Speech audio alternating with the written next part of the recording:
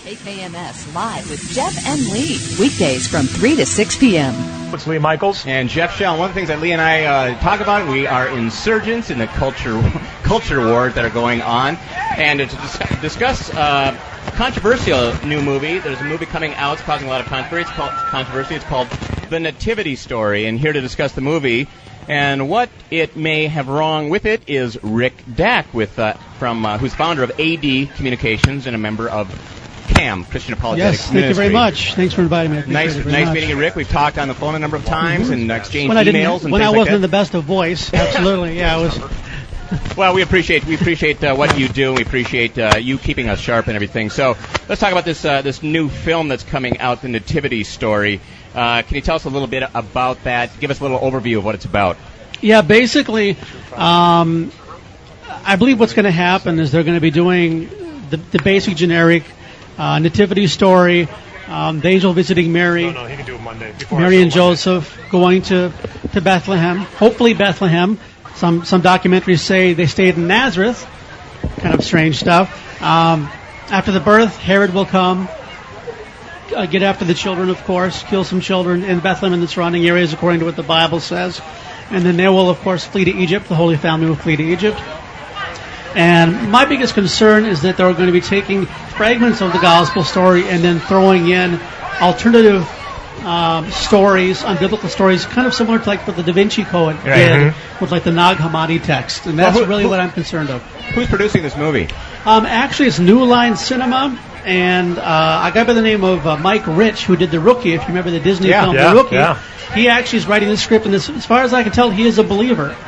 But one of my concerns is that when he wrote The Rookie, if you've ever read the book by Jim Morris, the baseball player the movie was based on, the book it's a pretty large book, and only fifth of it was used in the film made by Disney. So I'm kind of concerned that perhaps they're going to take even the nativity story and break it down into such a level, and perhaps even add things. And part of my paranoia concerning the addition of things is that Disney, if you look at one of the sheets I actually provided with one of you guys, for you guys, there's a chart. At the top it says Hollywood versus the Bible, and Disney that Mike Rich worked for. Owns A&E, the Discovery Channel, Biography Channel, ABC, History Channel. All of those are under the auspices of Disney, and I'm kind of concerned that they're going to be doing an alternative nativity. And that's kind of what this is all about.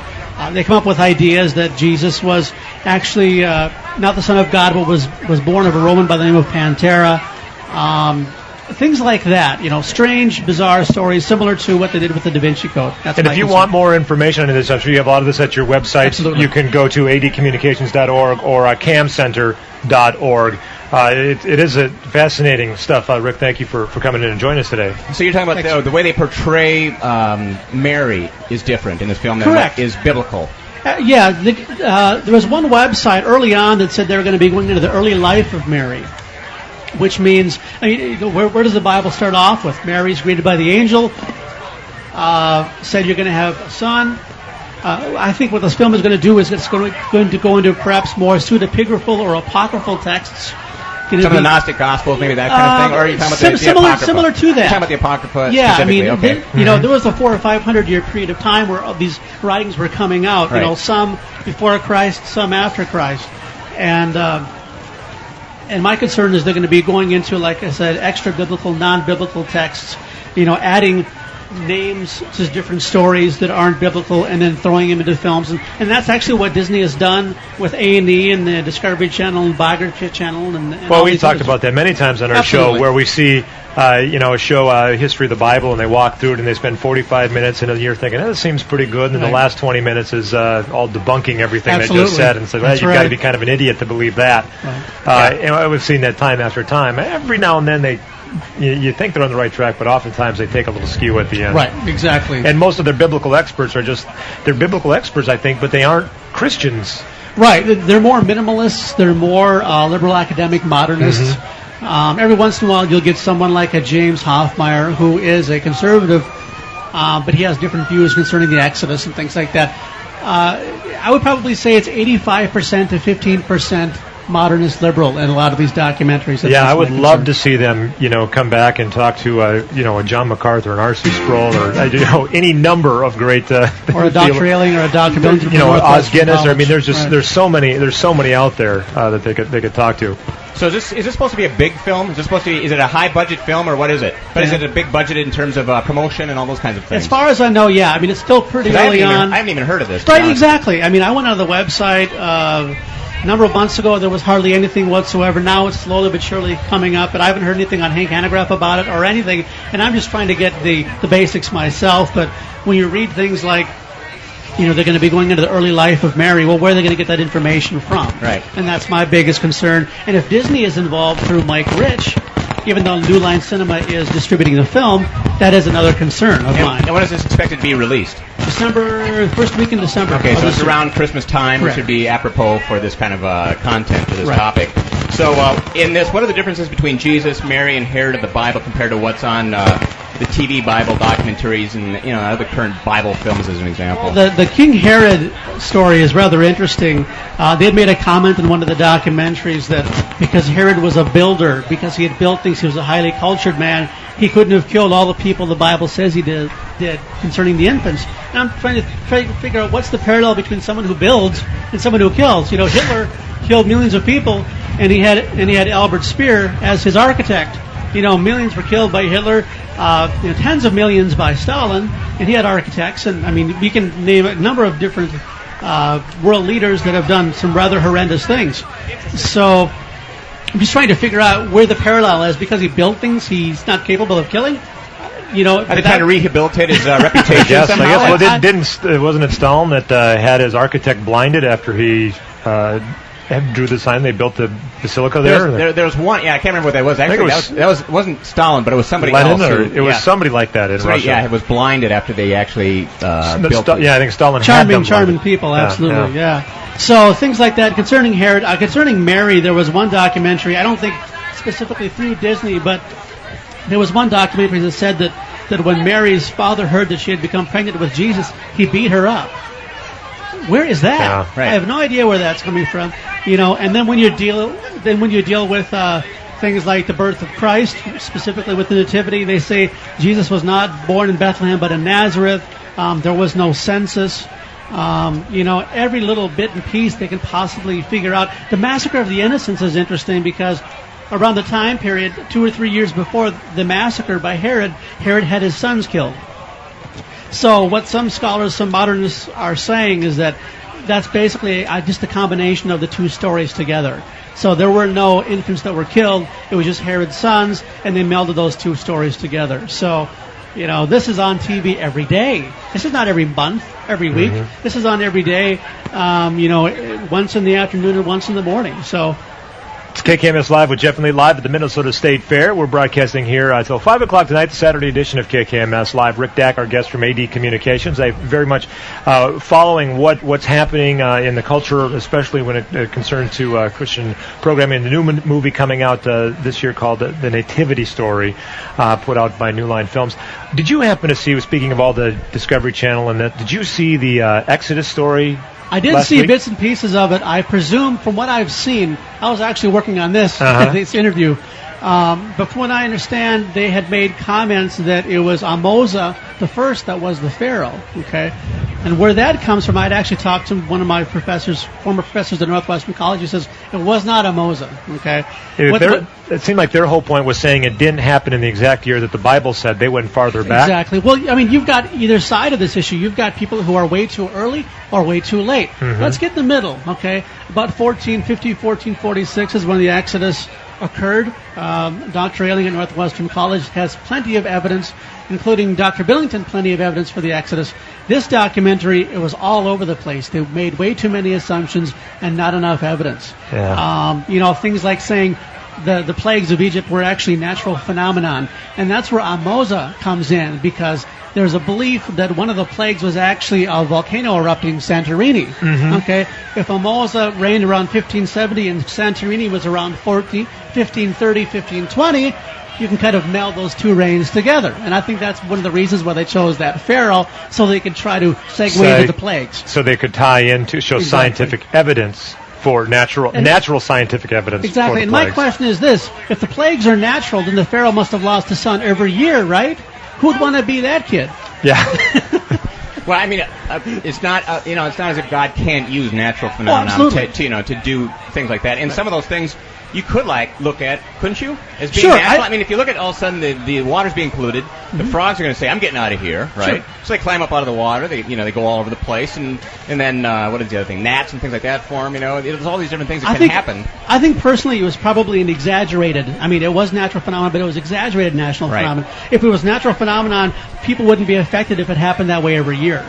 But if it was an exaggeration, if it was an overpopulation, if it was something way over and above affecting their economy, that's definitely where people would be affected, and the economy and the animals and everything else would be affected as well. I think that's probably what God probably did.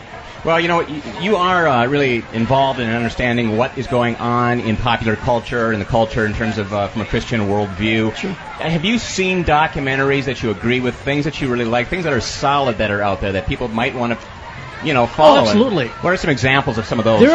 There actually was a really good, believe it or not, a really good History Channel documentary. If people would email me at my site, I would love to give them the name of that. I don't want them to be confused because there's one documentary that's poor and one documentary that's good. So if they could email me at my site at defendingthebible.com, I'd be happy to pass that on to them. There are some great organizations like the Associates for Biblical Research that has done some amazing videos on Jericho, the evidence for Jericho. If you watch the Discovery Channel or the History Channel, they will rip Jericho apart. They will say it was never conquered by Joshua when the Bible says it was. There are major, major problems with that belief. Jericho was conquered precisely when the Bible says it was conquered, about 1400. And the people from Associates Biblical Research have DVDs and tons of documented support for Jericho. So I would definitely get a hold of, go to my links page, go to Institute for Biblical Archaeology, the Associates for Biblical Research. They have great magazines you can subscribe to, like Bible and Spade and Artifacts magazine. I'm the webmaster for Artifacts magazine. And there's some wonderful that is a good magazine. It is. And Bible and Spade is wonderful, too.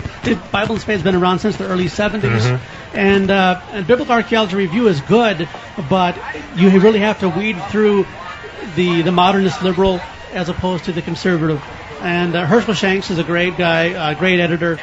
Just you have to kind of weed through the stuff. The other stuff is certainly scholarly, just like Biblical Archaeology Review, but it's more solidly Bible-based. It's KKMS Live with Jeff and Lee, live at the Minnesota State Fair. Rick Dack is our guest from AD Communications and Christian Apologetics Ministries. You can go to kkms.com, click on our show notes for today, and get links to the website. They are to adcommunications.org or camcenter.org. KKMS Live with Jeff and Lee, live at the Minnesota State Fair. You can stop by. We've got all of our KKMS merchandise here. Our Faith Builder DVDs available for sale. You can sign up for the KKMS Keychain Club. By doing so, you'll get $5 off any $10 purchase or more. That's a half-price T-shirt right off the bat. Plus, we'll have special discounts and VIP sitting, too, for other events. And also, we've got a special drawing and a giveaway from Shirley and James Dobson for anybody who signs up for the KKMS Keychain Club here at the fair. It's KKMS Live with Jeff and Lee, a Saturday edition of KKMS live from the Minnesota State Fair.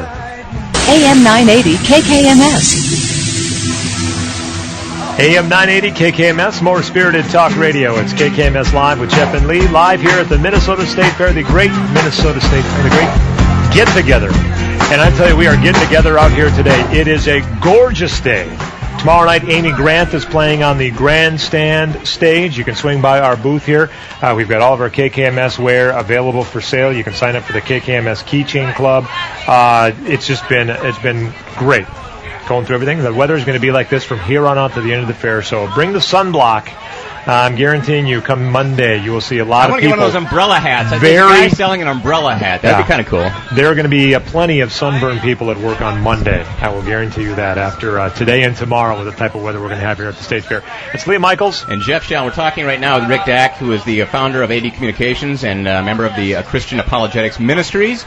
And we've been talking about a new movie that'll be coming out called The Nativity Story. It's a new film that'll be coming out in the December time frame. A typical kind of one of those things where you have to kind of watch the content because they Hollywoodize some of these things, and it's not something you would call an accurate depiction of what actually happened during the Nativity. Exactly. I don't want to give it necessarily bad press. I am just concerned about some of the connections with the film And if they're going to be talking about the early life of Mary, what text are they going to be using for that? Have they put out any trailers yet for this? Do you know? Yes, they have. You can go on the website and take a look at it. I think it's called the nativitystory.com. I think is the address for the website. So you can take a look at that and watch the trailer.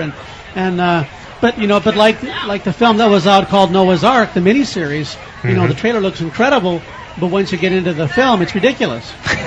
So you have to during the Passion, I mean, they speculated on some things that were extra biblical in terms of Jesus when he's growing up and he's a carpenter and like he was working on a table where people were actually going to be sitting up as opposed to being reclined is the way they used to eat in those days. Sure. And it was like, it's for this rich guy I'm building it. So there's some things like that were harmless, really. I mean, there's nothing of that. Your concern is that they're actually distorting, perhaps. Is that your concern about some of these things? Basically adding to the stories. What sources are they getting to use? Who are they using as sources as well? I mean, as we talked in the last segment about documentaries, they have people like John Dominic Crossan and Pagels and tons of different people to talk about biblical people, but what do they truly believe themselves? Just because you're the head of a religious department at a university, prestigious or not, that doesn't necessarily mean that you believe the Bible the way people are, or that you're even a believer. Elaine Pagels is a Gnostic, so very much into the Gospel of Thomas type trip. So it's KKMS Live with Jeff and Lee. Rick Dack is our guest here. We were live at the Minnesota State Fair. How about on some of the movies, Into the Sphere, when that came out, a lot of Christians really looking forward to it, telling a story, and then there was a lot of Christian people came out and were very critical of it because it didn't really give the gospel message in it, or maybe didn't feel it was a full story. But how about weighing that against, it was just a positive movie that those of us who were believers knew the whole story, and it was a movie we could go enjoy, and a story that many of us had read or heard about. How do you, weigh that? I mean, it's a good movie, but some people thought it felt short. Well, it's similar to kind of what Stryper did in the 1980s. They came in and did their rock and roll thing. They appeared on the Arsenio Hall show and all these different programs. They didn't necessarily give the message, but they, I think, at least were introducing people to something they could perhaps relate to, so then they could be introduced to the rest. And that might be the whole thought. I mean, I don't think Joshua necessarily gave a gospel message either when it was put out into the theaters with F. Murray Abraham and a couple other pretty well-known actors. So I think they're just they're not trying to hit people, they're trying to slowly ease people in, and then we'll see. I mean, it's kind of like what Christ did. He walked in the crowds, and those that were more interested in hearing more would follow him. Those who didn't kind of fell by the wayside. Yeah, that's a good point. I mean, again, I would ask people to support anything that has that biblical Christian message, or even the family value message. I mean, there are plenty of movies that came out because of Passion of the Christ that kind of spurned this whole family-friendly, family value type movie. And, I don't necessarily think there's anything wrong with that. It's helping to sensitize a desensitized population. Right. What Lee is saying essentially is there's a huge market for films that are family friendly to traditional values. Right. You don't have to swear, you don't have to curse, you don't have to sleep with somebody, you don't have to do all of these things to attract an audience. Right. And we need more of those kinds of things. Now, and this is one of those things. I'll go to those kinds of films. I think that because there's an aspect that it says it's entertaining. You're going to the family value type films. Right, you're not talking about you're going to the movies that are cussing and swearing. No, what I'm saying is Hollywood seems to want to put those out, and yet those are not the ones that make the money. Yeah. Right. And so it's kind of interesting what the Passion of Christ did, for example, was expose the fact that you can actually present the gospel in a straightforward manner, and there's a large audience that's hungry for that kind of a thing because there's so much of the other stuff that's out there that people will flock to something where it's not distorted. That's the point I'm trying to make. Your issue is if they're starting to use something, if they're starting to dance with the Bible, if they're starting to tangle with the Bible, if they're starting to portray something that's biblical, do it straightforward. Do it because that story is incredible. The story of Jesus Christ, greatest story ever told, coming to earth as a man, fully God. It sounds crazy. It's hard to get your head around. Sacrificing himself on the cross, rising again from the dead, and ministering to people after he's been dead. I mean, that story is incredible. And if they could just play that whole, because Mel Gibson went to the point where Jesus was risen from the dead, and then that was the end of the movie. Right. It'd be fascinating to see, the following time when he ministered after he had resurrected. Hey, I want to see the resurrection. This is a Hollywood film, if you will, with Mel Gibson's connection. I want to see that resurrection done. I want to see the CGIs. I want to see this thing happen. Right. Well, Mel Gibson's working on the Apocrypha. Are you familiar with what is going on with that film?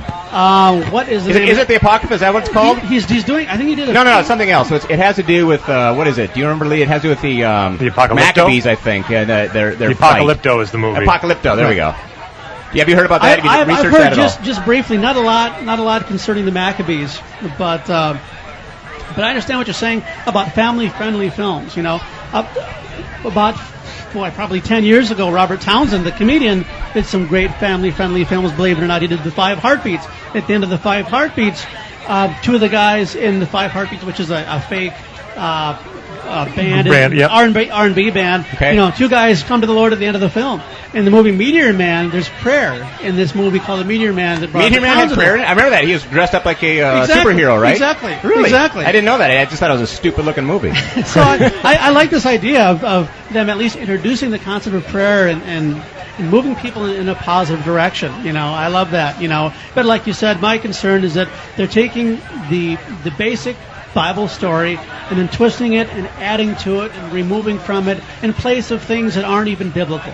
Like the pseudepigraphal material, the Gnostic material, the apocryphal type stuff, like the gospel, like the infancy of Jesus narrative, the infancy of Mary narrative, that kind of a thing. There's a whole ton of... Well, because they end up turning off the audience that they're essentially trying to attract. Well, the interesting thing is, too, is there's so many people out there that call themselves Christians that when they see this, they don't have the biblical knowledge, they don't have the understanding that they're even being led astray slowly. Exactly. And that's where, we need to be together and make sure we're sound in our teaching and sound in our doctrine. And also, going to your sites where you can look up and you can research information on some of these things and make sure that we know that when we're talking to somebody who says, oh, I can't wait to go see the Nativity movie, and we've read about it and say, hey, there might be something there, or not. I mean, again, until we see the whole film, a little up in the air, but again, you always feel when they come up with these biblical stories, you need to have a little asterisk by them until they're actually released. Yeah, basically my site has, the errors, where they can find the errors, and then answers to them. I mean, that's basically it, and I do presentations at churches locally and nationally and things like that. So, but, definitely be careful what you watch, be careful what you read. And also, as we always said, give praise to those that are putting out good things.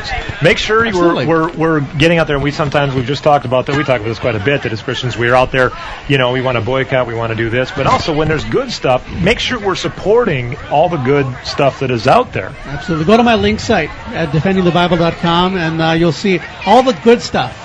You can check out by some fine organizations all over the nation. Take advantage of that, please. Rick Dack, our guest. It's KKMS Live with Jeff and Lee, live at the Minnesota State Fair. KKMS Live with your hosts, Jeff Shell and Lee Michaels.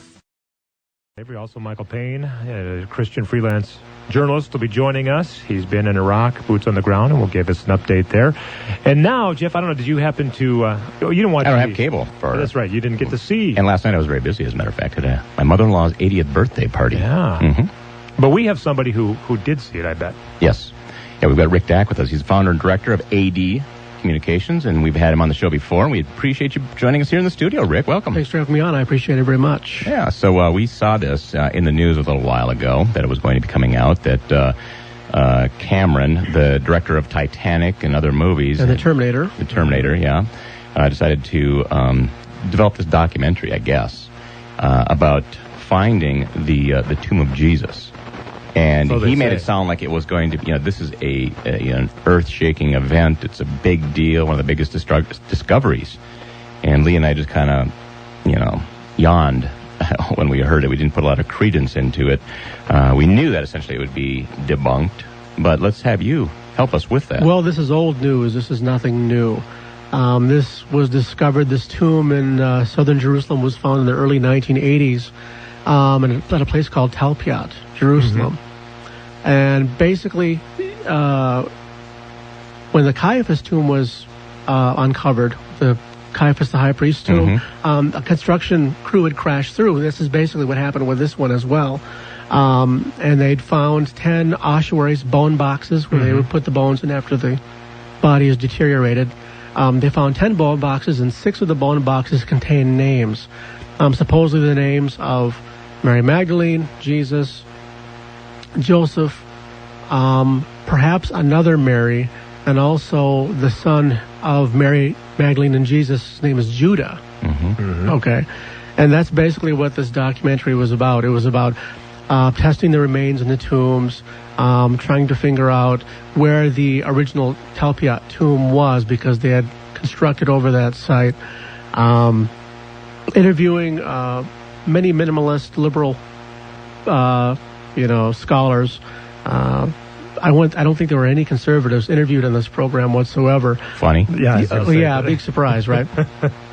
But, that was basically it. It was just talking about the tomb, that they tried to say, why was this hidden? I mean, they tried to develop some kind of a conspiracy that, this is being hidden from the public. A la Da Vinci Code type. Right, exactly. And it hasn't been hidden at all. There were things published in the early 80s. I have some at home.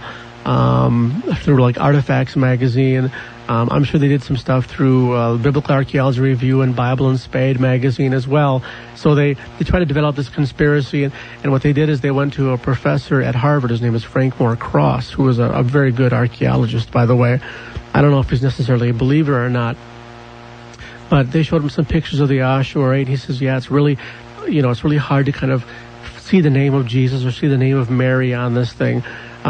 And one of the arguments, not Frank Moore Cross's argument, but the argument of the people that started this program, and the narrator and all the others that were writing for the show, said that the reason why the Ossuary is hard to read is because they were, they only wanted the family to identify this, because actually, the family knew that Jesus didn't rise from the dead, so they want to make sure that this thing isn't easily read by anybody else except for family members. Right. And they also wanted to do, be martyrs for a lie. And to actually, recognize and promulgate a religion based on a lie. Sure. So all that makes total sense to me. It's KKMS Live with Jeff and Lee. Rick Dack is joining us, discussing the documentary last night, Tomb of Jesus, that aired on the Discovery Channel, produced by James Cameron. James Cameron and Simko Yakovici, who is a Canadian. He was born in Israel, but he is a Canadian filmmaker. There was actually a couple filmmakers on the documentary. Was it kind of his deal? And he said, "Hey, Cameron, you've got the name, so if you become a part of it, it'll get some, some publicity." They did the Exodus Decoded too when we were at the State Fair. Right. They had done the same thing. Guy. And I think Cameron has a lot of friends that does a lot of the CGI animations and things like that. I think Jacovici, or I think it's called Yakovici, is his last name. I think that's how it's pronounced. He has another show on called The Naked Archaeologist. Don't worry, he's not naked. He just has this interesting show, and I think this is kind of a further promotion of his half-hour show that came on right after Exodus Decoded. So it's kind of a continuation of him continuing to want to stay in the public eye. Is he a good archeologist? Does he do? He's not an work? Archaeologist. Oh. He's an entertainer. He's just a researcher. Show guy. Yeah. He's a show guy. He's a host. All right, gotcha. Kind of a goofy show where they use cartoons and they use the Jericho one was pretty weird. On the Naked Archaeologist, they had talked about Joshua and the walls of Jericho. Then rather than using actors to portray Joshua and then destroying the walls, he used little toy figurines from like Kenner Toys. Oh, I see. And lined them up against this wall. I mean, I'm not sure if he takes the Bible seriously. So he was being campy. Very much so, and it's hard to tell where he's coming from, and that was very evident in this documentary and the previous one. And if you thought or you have any questions, too, 651-289-4499. You can email in at kkmslive@kkms.com. If you want more information on AD Communications, it's defendingthebible.com. That's it. And we've got the links up at our webpage, too. If you go to kkms.com, you can link right there. So how is important it for us to even be bringing up shows like this and documentaries like this that always end up saying to be debunked in the ahead of time, and it always raises an eyebrow, and I'm sure a lot of people, I was thinking about tuning in last night, and we got tied up with other stuff and just didn't get a chance to do it. But how much time should we actually spend talking and worrying about these shows? My biggest concern, and that's part of one of the reasons why I started AD Communications, is to at least present the other side, the other perspective. And I have no problems if people come up with strange, bizarre theories about Christ. I just want the other side represented, and it rarely is. And I think these programs aren't necessarily for information purposes. They're for entertainment value. The more controversy, the better. Mm-hmm. Let's get controversial. Let's, take these, these widely held, strongly held beliefs by many people, and let's just rip them apart, and let's entertain the people and make it controversial. Let's go on to the next one after that. It's a shame that if people are going to do weird things, at least they should at least have the other side, the conservative perspective, but they rarely do. So. Well, it's kind of interesting because we don't even have to defend it. The Washington Post, for example, had an article in the Wednesday the 28th, said the lost tomb of Jesus claim called a stunt. Said leading archaeologists in Israel and the United States yesterday denounced the purported discovery of the tomb of Jesus as a publicity stunt, just as you're saying, Rick. Mm-hmm. And it goes on to say, he says, I'm not a Christian, I'm not a believer, I don't have a dog in this fight, said William G. Denver, who has been excavating ancient sites in Israel for... Deaver? William Deaver. Yeah, okay, William Deaver, thank you. He doesn't believe the Bible either, by the way. Yeah, well, that's what he's admitting that, but he's saying who has been excavating ancient sites in Israel for 50 years and is widely considered the dean of biblical archaeology, but he's not a Christian, but nevertheless, he's the dean. Considering the dean of biblical, among U.S. scholars, I just think it's a shame the way the story is being hyped and manipulated. So here's a guy who's, like you say, doesn't have a dog in the fight, but he's looking at the intellectual honesty of it, saying it's just nothing but a publicity stunt to make some money. Well, if it's a publicity stunt, why did he appear on a Ted Koppel piece afterwards? Mm-hmm. He was on there. Did he really? Yeah, he was on there. So right. I'm wondering, okay, Bill Deaver, why are you, how did against this program? Did he promote it as a possibility of it as it being a real archaeological? Well, he appeared actually on the panel, because what they did is... But what did he say on the panel? Did he say this is a bunch of nonsense on the panel? I have to do more research, but that's what I would assume he would say based on these comments here. Right, I would presume so. But if he was so opposed to just the nature of the program, why would you even bother to appear on the program? Why not? The panel? I would. Publicity for himself? Well, no, I would get on it and say, hey, you know what? You guys are a bunch of idiots. This is not true. And then just debunk it while you're on the air. At least it would be an opportunity to present the other side while the show is airing. Yeah, but the only problem is I think there's also some academic variances that people are very careful of. So, like right across from him was the other guy who appeared in the program, another archaeologist.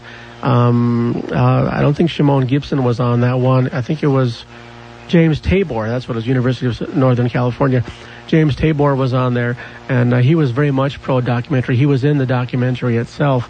So I would still think there would be some kind of a hesitation to say anything against the documentary because of his fellow colleague across from him. So I think that might be one of the reasons why he may not choose to appear, but he did. So.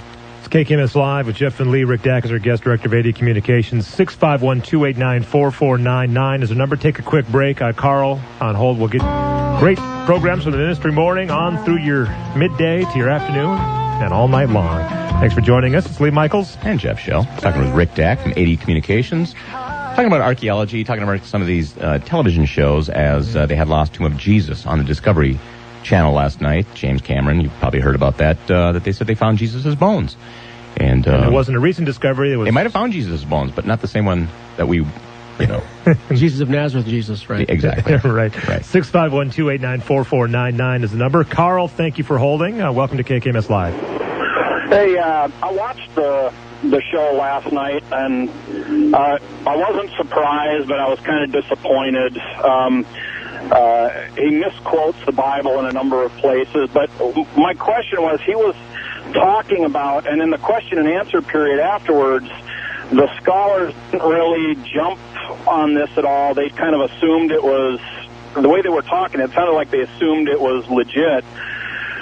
He was talking about the Acts of Philip, where the name on one of the ossuaries, Mariamne, referred to Mary Magdalene, and this Gnostic gospel, the Acts of Philip. And so I went online and I looked up the Acts of Philip and I read it, and nowhere does it mention. The only thing it does is it mentions that this lady is the Apostle Philip's sister, and there's no connection with Mary Magdalene. And in the Bible, there's no connection, familial or otherwise, between Mary Magdalene and Philip, or Jesus for that matter. And I'm wondering where all this started, that, all these other books refer to Mary Magdalene when they don't, and how this whole idea that she was Jesus' wife got started. Very good question, Carl. Thanks. Rick? Well, you may want to go into the Gnostic text. That was one of them. You had mentioned the Acts of Philip.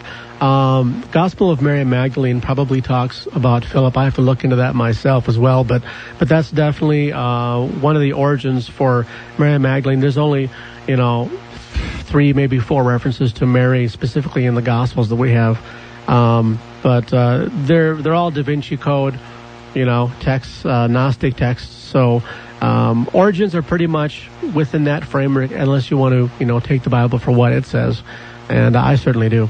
Very good. Hey, thanks for the call, Carl. Hang on the line. We'll reach in the grab bag, and we got some great books or tapes or some other things we can slide your way. Rick, how much do Christians or non-Christians, how are they influenced by watching shows like these or these documentaries? I mean, we talk about all the time, you read these headlines, and sometimes that's where you get your news without digging in deep. Right. Well, there was actually an interview that D. James Kennedy did with the late Peter Jennings. And Peter Jennings did the In Search of Jesus documentary, right, and then the Jesus and Paul, the Word and the Witness a few years after that. Well, right after the Miracles of Jesus show, they did an interview with each other, and D. James Kennedy said, the day after this program, this elderly couple came to me, and the tears were just streaming down their faces, saying, the Bible is a bunch of garbage. It's not true. I just watched this documentary. It's not true. This has completely destroyed our faith. Is it true that we should just dismiss the Bible and consider it a myth? And when that was told to Peter Jennings expressed shock and awe that these people would actually watch his documentary and come out with that kind of an idea. So people are definitely heavily influenced by these documentaries. Why was he shocked by that? Because he didn't believe it himself? Jennings did not believe that his documentary was that inflammatory against the Bible. Oh, I see. So he thought it was not in any way diminished what the Bible had to say. It was pretty much simpatico with what the gospel would communicate. Right, exactly. And you have to, the only one that I can remember that was a conservative, maybe 2 that were interviewed on the Peter Jennings special was Ben Wetherington III and also Paul Meyer from Western Michigan University. Right. Those are the only 2 that I can think of. The rest were, Crossan, and, like Crossan's comment last night. Let me give you the exact... Crossan of the Jesus Seminar movement. The Jesus Seminar guy. Mm-hmm. It said here, Crossan says, if the bones of Jesus were to be found in an ossuary in Jerusalem tomorrow, and without doubt, let's say they are definitely agreed to be the bones of Jesus, would that destroy Christian faith? It certainly would not destroy my Christian faith. I leave what happens to bodies up to God. Now, this is what the narrator said immediately after he made that comment about Crossan, as if Crossan was our representative, right, as our Christian representative. The narrator says, it seems that Christians can accept the possibility that the remains of Jesus were transferred to a family tomb. Thereafter, he could have risen and appeared to his followers as the Gospels report. According to Christian faith, Jesus then ascended into heaven.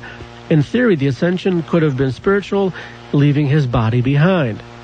In fact, those who take a strictly historical approach to the Gospels would expect to find Jesus' remains in his family tomb.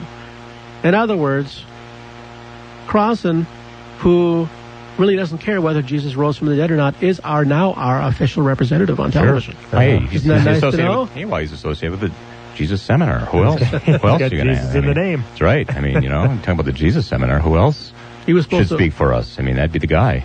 He was actually supposed to show up in Atlanta a few years ago for the Evangelical Theological Society to answer to some of these claims. Yeah. And never bothered to show up. He must have had another TV interview or something. Let me ask you this, Rick, then. We see all these shows.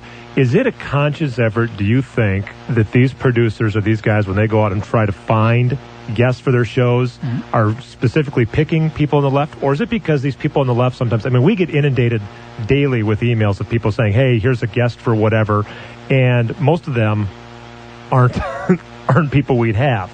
And they're just saying, they go, oh, we got somebody here who could talk about Jesus. This must be the guy. Right. Combination? Yeah, they must. Well, they already know what the person's going to say, what the guest is going to say. That's why they wouldn't invite a Clyde Billington or a Charles Ailing or a Bryant Wood or a Gary Byers or even an Edwin Yamauchi to speak about Christ, because they already know what these people are going to say. So let's bring in a Crossan, let's bring in a Paula Fredrickson and Elaine Pagels. So you're saying essentially that they want to promote an agenda rather than trying to discover the truth. Oh, sure. I mean, I'm in the middle of writing a book right now, and I've been realizing that all the documentaries that I have, and I still have to go through tons of them, it's usually 85% to 15% ratio with who they call into their programs. Yeah, I mean, it's just like, so I would love to see MacArthur and some of the teachers we have on KKMS as true conservative folks. Well, we can be guilty of that ourselves sometimes. We need to get some other people from the other side and we try to do that again. But hey, I'm prejudiced. I believe the Bible's true. So. I'm prejudiced too. We're all in agreement there. I'm biased. Hey, Rick, again, thanks for coming in studio and joining us again. You want more information? DefendingTheBible.com is the website for AD Communications, where you can link to it right through our KKMS web page. So God bless you. Thank you so much.